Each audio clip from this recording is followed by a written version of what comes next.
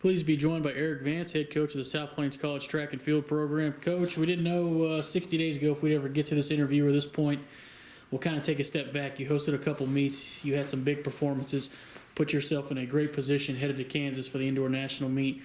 Talk about some of the things you were able to accomplish, hitting some national marks that are obviously crucial, and some things you're looking forward to.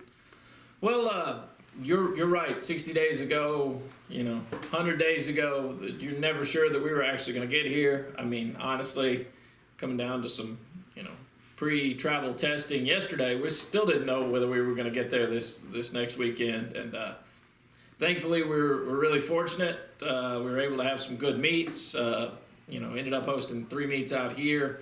Going once to Angelo, that last meet out here was really, really key for us. We actually had 2. We competed a Sunday, Monday, had a good competition with Oklahoma City, Western Texas, and Wayland.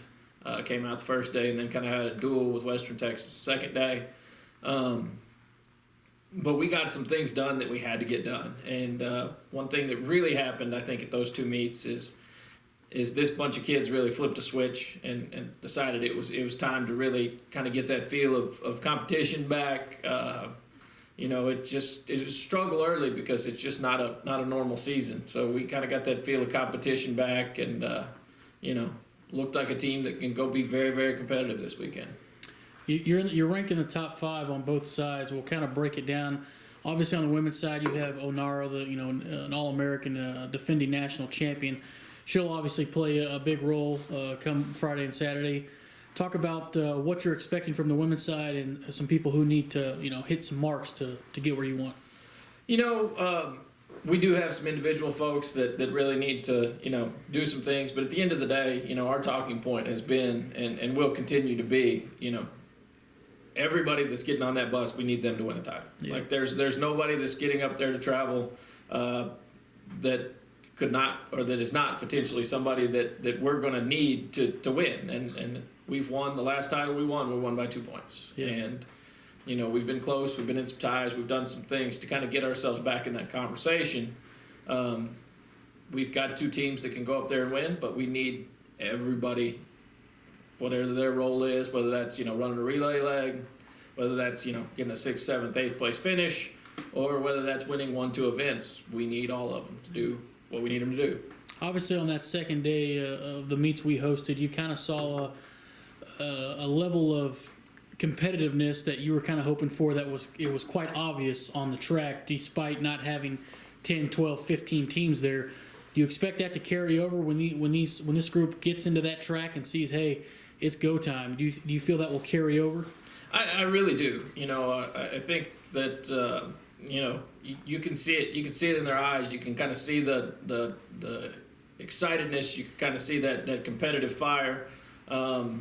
It's less about hey, what time did I run and how fast am I, or I didn't feel great. I didn't do this. I didn't do that. Now it's just winning time. Like that's all it's about. It's about going out there and trying to beat the person next to you, and that's what I saw last Monday.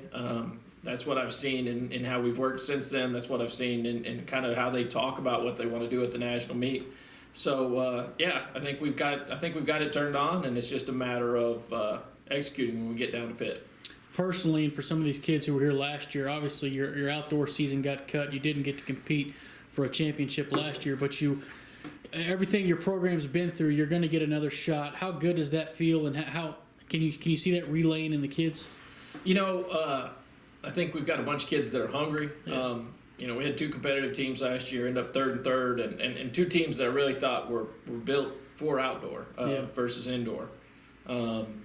So to not be able to go to an outdoor championship last year, it hurt us and it hurt those kids, and I think it instilled a little bit in them that opportunities are limited. They're always limited. So I think they're going to do everything they can to take advantage of it this weekend. Yeah. Coach, you got any final thoughts heading to Kansas, and anything that you want to kind of push out there to your team?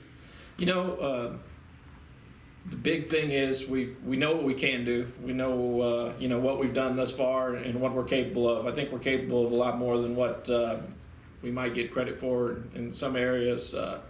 But at the end of the day, if we go up there and we just do what we are capable of, we execute and just use our heads, and then comes Saturday we just line up and beat everybody we can beat.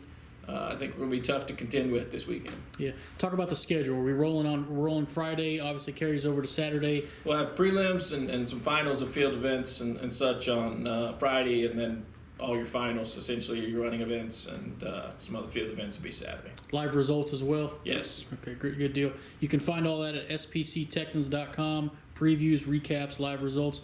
Coach, thanks for joining us. We'll talk to you again this week. Sounds good. Thanks, Jordan.